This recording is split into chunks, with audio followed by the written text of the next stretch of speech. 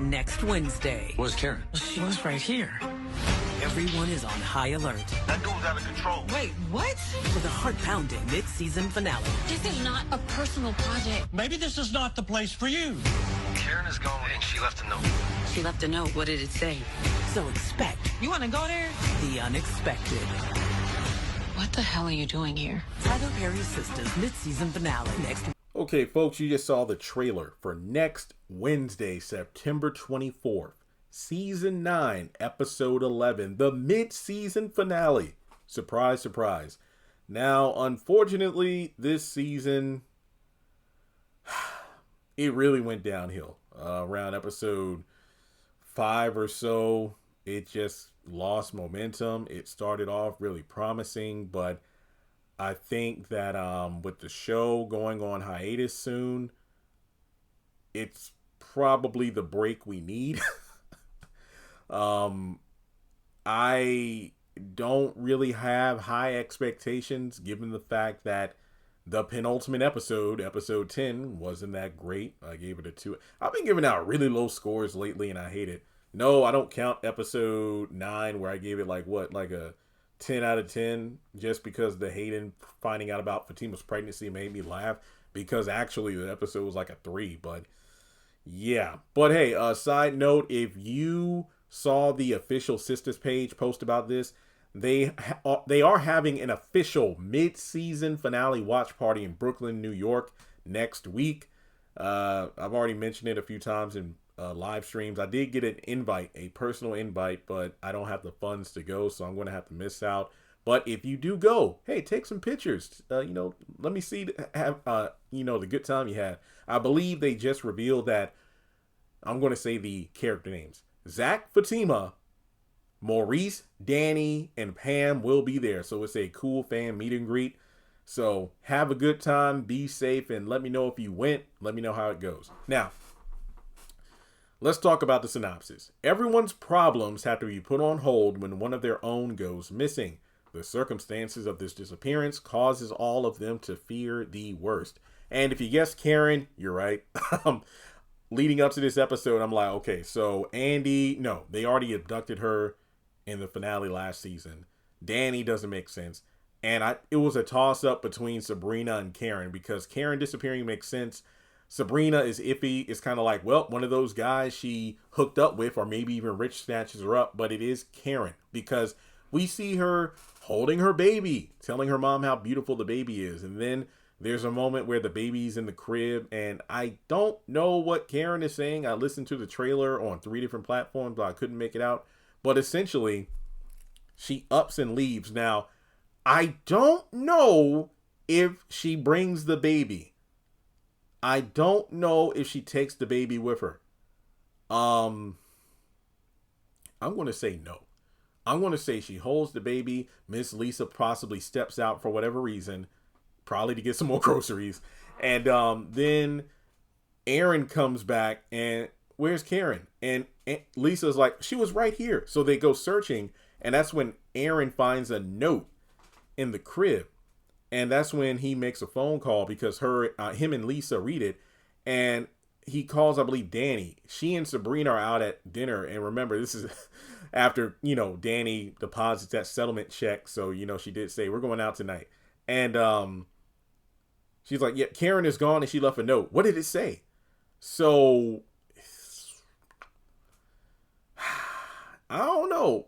I mean, the circumstances of this disappearance causes them all to fear the worst.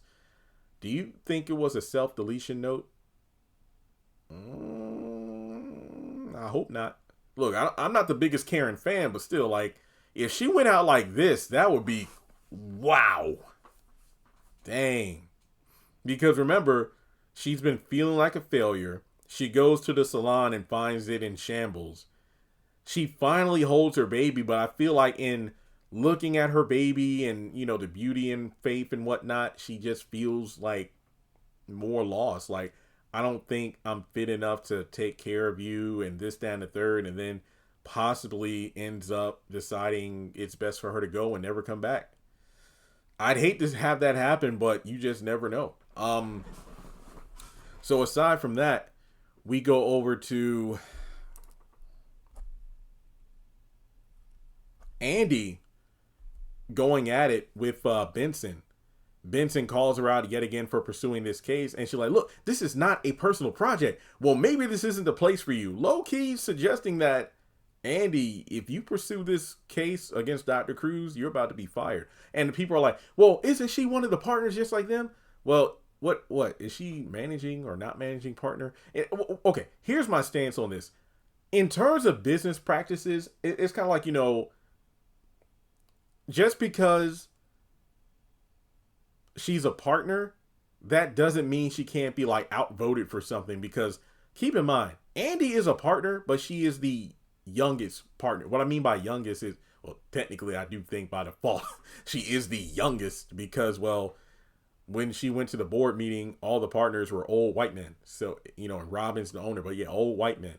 And, you know, she has the least seniority. Yeah, she brings in money and whatnot, but I feel like if Benson held an emergency conference about this case against Dr. Cruz, I definitely feel like if it was put to a vote, Andy would be outvoted, because just because she brought a case to the firm doesn't mean that she'd be allowed to pursue it if enough people went against it. So that leads to her telling Fatima about the ordeal, and Fatima's like, I'm sorry, Andy, I know how badly you wanted to pursue this case. That's why I'm going to do it anyway. What? Yeah, but we have to be discreet about it. Which to me is just showcasing yet again, Andy is okay with her and Fatima's behinds being put over the fire if it's something she wants. Because remember in the last episode, Fatima, you're practicing being an attorney as a paralegal. If the partners find out about this, you working with these clients, it could put us both in trouble with them.